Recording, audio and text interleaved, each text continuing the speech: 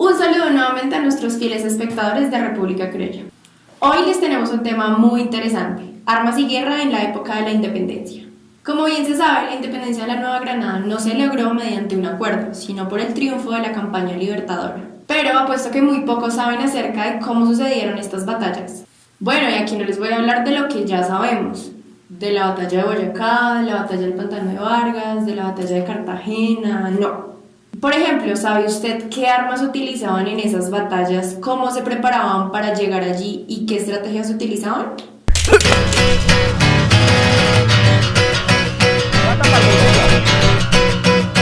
La estrategia militar fue determinante para que los criollos le ganaran a las tropas de la colonia española. Entonces, hablemos de ello. El mayor estratega fue sin duda Simón Bolívar, un hombre inteligente y táctico que utilizó el factor sorpresa como arma secreta para siempre tomar ventaja. Entraré a la Nueva Granada por el páramo de Pisba, cruzaré la cordillera, sorprenderé a los españoles y ganaré la batalla. Fue lo que en pocas palabras hizo Bolívar en la batalla de Boyacá. Durante esta envió al general Páez a que simulara un ataque en Venezuela para así lograr distraer tropas enemigas, lo que tomó por sorpresa a las escasas tropas ubicadas en Boyacá. Estas estrategias de batalla se les enseñó a los generales Antonio José de Sucre y José María Córdoba, dos estrategas que comandaron importantes enfrentamientos como la batalla de Ayacucho y la del Pantano de Vargas. En varias batallas, Sucre se desvelaba haciendo todo un plan de ataque, estudiaba el mejor terreno para combatir y destinaba los hombres, las armas y las municiones que se iban a requerir. Bueno, ¿y qué determinaba el uso de cada estrategia? Por ejemplo, si se sabía que el contrincante llevaba días o meses en combate y el sueño y el hambre abundaban, las trampas eran la mejor opción. Cuando no, había que destinar todo un plan de ataque y en este caso, sin duda alguna, el terreno era decisivo. Las montañas características del territorio colombiano permitían que algunas armas fueran utilizadas al máximo. Eran armas muy rústicas, se empezaban a ver los sables, porque estas grandes personalidades que dirigieron nuestros ejércitos libertadores viajaban a Europa en busca de apoyo. Y además de eso, bueno, tenían la oportunidad de adquirir armas, adquirir un sable, adquirir una espada. Pero además de eso, en la época se usaba mucho el obsequio, el presente.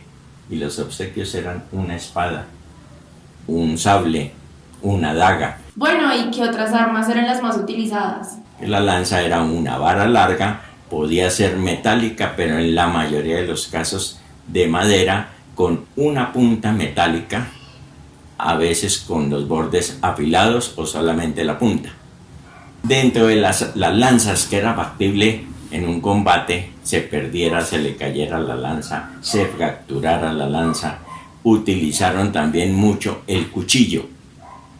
¿Sí? Cuchillos comunes y corrientes de los que utilizaban seguramente en sus actividades cotidianas.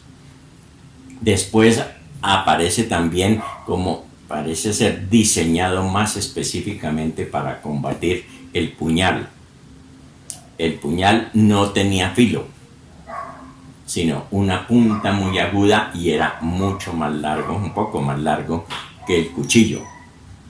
Más o menos de unos 20-30 centímetros de largo el puñal. Las pistolas no eran casi que de uso privativo, diría yo, por lo costosas, por lo difíciles de conseguir de los comandantes.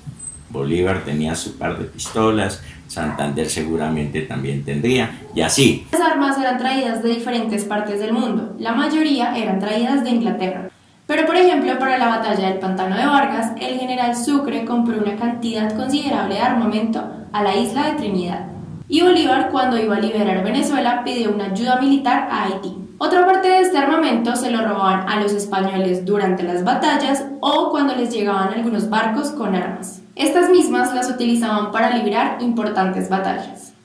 Una de esas, el Pantano de Vargas. ¿Sí? Ahí estuvimos a riesgo, o estuvo el ejército patriota a riesgo de perder, porque Bolívar ordenó un movimiento envolvente. Él quería que Barreiro saliera a combatir, a enfrentarlo, y Barreiro se arranchó en los corrales de Bonza y no salía. Entonces Bolívar, para presionarlo, y dio orden de entrar por detrás. Cuando llegaron por detrás las tropas, se dieron cuenta que estaban desembarcando por los lados del río Sogamoso más tropas españolas. Entonces ahí fue un punto donde quedaba el Ejército del Libertador dividido. Y fue cuando él, pues en un momento de emoción, de la guerra, en fin, de deseo de gloria, de triunfo, le dice: general, salve usted la patria. Y se lanzan sus lanceros. Y por supuesto, estas batallas merecían de una preparación previa en la que los alimentos y las bebidas eran fundamentales para resistir tanto tiempo combatiendo. Era la comida de rutina, lo que llamábamos, o se le dice todavía en el ejército, ACPM: arroz, carne, papa y mazamorra. Bueno, sí, lo de la chicha es muy probable que también la consumieran porque era una bebida nacional, venía desde la época de nuestros ancestros, los muiscas o los chipchas, un elemento importantísimo en la independencia, desconocido, diría yo. Somos desagradecidos. La mujer, las famosas Juanas, eran las esposas, novias, compañeras, hermanas, madres de muchos de los soldados que iban siguiendo al Libertador. Acompañaron al ejército y ellas les cocinaban. Toda esta preparación junto a la inteligencia militar logró que los criollos lograran la liberación de la Nueva Granada en 1819. Pero esto no fue de la noche a la mañana.